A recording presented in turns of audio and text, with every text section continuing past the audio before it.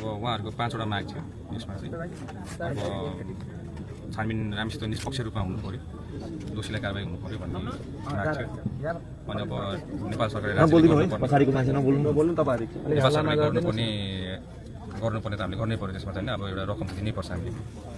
अनि त्यो बाहेक भनेको हाम्रो उहाँको अब स्वास्थ्य शिक्षा पनि उहाँलाई निःशुल्क गरिदिनु पर्यो भनेर भन्ने उहाँहरूले माग राख्नु भएको थियो। 5वटा माग मध्येमा हामीले अर्को 3टा माग अझै हामीले थप्यौँ, हामी आफ्नै तर्फबाट हामीले थप्यौँ। अरू केही मागहरू तपाईँ थप्नुपर्छ कि भन्ने कुराहरू गर्दै गर्दाखेरि चाहिँ उहाँले चाहिँ हाम्रो बुवा चाहिँ बिरामी हुँदो रहेछ, त्यसको लागि निःशुल्क उपचार भइदिए राम्रो हुन्थ्यो कि भन्ने उहाँले कुरा गर्नुभएको थियो। हामीले त्यही अनुसारमा हुन्छ, हामीले त्यसमा नि हामी गर्न सक्छौँ भनेर हामीले त्यसमा नि हामी मान्यौँ। अनि त्यसपछि त्यसमा नि उहाँले भाइले भन्नुभएको जस्तो बुवा आमा दुवैजनाको निःशुल्क उपचारको लागि त्यसको लागि हामीले गर्छौँ भनेर हामीले एउटा थप्यौँ। त्यो बाहेक अर्को थपेको भने चाहिँ हाम्रो भाइ र बहिनी रहेछ, निःशुल्क शिक्षा हामीले थपिदिउँ। अनि घरमा किन हाम्रो पार्क बनाउने कुरा भयो होइन, यो सबै हामीले थप्दैछौँ र हाम्रो अहिले टोटल गरेर 8वटा माग भएको छ। अनि भोलि बिहान चाहिँ हाम्रो तपाईँको दाह संस्कार उहाँहरूले गर्छु भनेर भन्नुभएको छ। अनि त्यसको लागि दाह संस्कारको लागि पनि अब थोरै हामीले रकम उहाँलाई दिने भनेर हामीले भनिरहेको छौँ। त्यसपछि उहाँको चाहिँ त्यहाँ पोस्टमार्टमको लागि हामीले फोटो खिचेर उहाँलाई पठाइदिन्छौँ, किनभने इन्भेस्टिगेसन त फेरि निष्पक्ष हुनु पऱ्यो, जारी जानु पऱ्यो पोस्टमार्टमको लागि पनि होइन।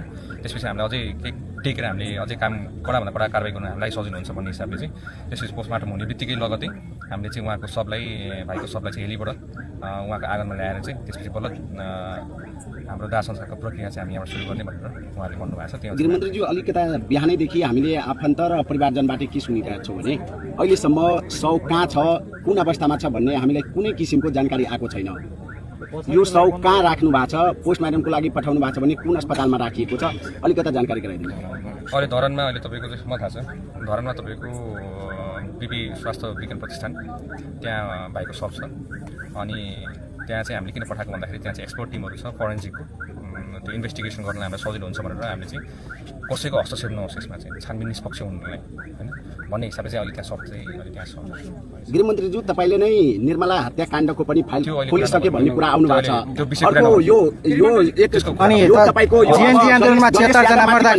गणेश यादवले पनि निष्पक्ष, गणेश यादवको घटनामा निष्पक्ष छानबिन हुन्छ, उसले न्याय पाउँछ भन्ने जुन आश्वासन दिनुभएको छ त्यो आश्वासन पुरा हुन्छ भन्ने यहाँका स्थानीयलाई कसरी विश्वास गर्नुहुन्छ? अब त्यो भनेको तपाईँको छानबिन समिति निष्पक्ष बनाउनलाई हो होइन। छानबिन समिति निष्पक्ष बनाउन हामीले आफैले त्यसलाई चाहिँ कडाभन्दा कडा निर्देशन दिएर यसमा दायाँ बायाँ नहोस् भनेर हामीले निर्देशन दिने काम हो होइन। हामीले यसमा आफै नै इन्टरभेन गरिरहेको छौँ नि त होइन। उहाँलाई उतापट्टि हाम्रो सुनसरीको घटनामा पनि हामीले 3जना फोरेन्सिक, एकजना बलिस्टिक, एकजना फेरि एक्सपर्ट हामीले थपेको कारण किन त छानबिन निष्पक्ष होस् भनेर, ताकि उहाँहरूलाई पनि